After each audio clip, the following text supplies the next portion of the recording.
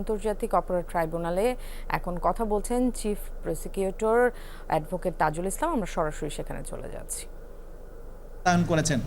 সুতরাং ইন্টারনেট বন্ধের মাধ্যমে জুলাই আগস্টে সংগঠিত গণহত্যাকে গোটা দুনিয়ার কাছ থেকে আড়াল করার যে আড়াল যে করা হয়েছে এবং এটার ব্যাপারে যে মিথ্যা অজুহাত দেওয়া হয়েছে যে ইন্টারনেট কেবল লাইন পুড়ে গিয়েছিল, এটা হয়েছিল, সেটা হয়েছিল, সর্বৈবভাবে মিথ্যা।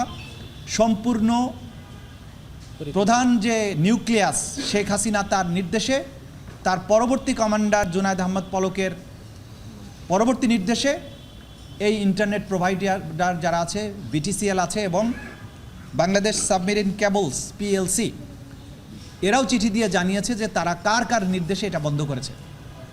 সুতরাং এই রাষ্ট্রীয় সংস্থাগুলোকে বাধ্য করে তদানীন্তন ক্ষমতাশালীরা, এই আসামিরা বাংলাদেশের নেট শাটডাউন করেছিল এবং এই গণহত্যাকে এক্সপেডাইট করেছিল। এই তথ্যগুলো আকাররূপে আমরা পেয়েছি, এগুলোকে আমরা ফর্মুলেট করছি, এখন এগুলোকে আমরা বিচারের উপযোগী করে কোর্টে প্রেজেন্ট করব।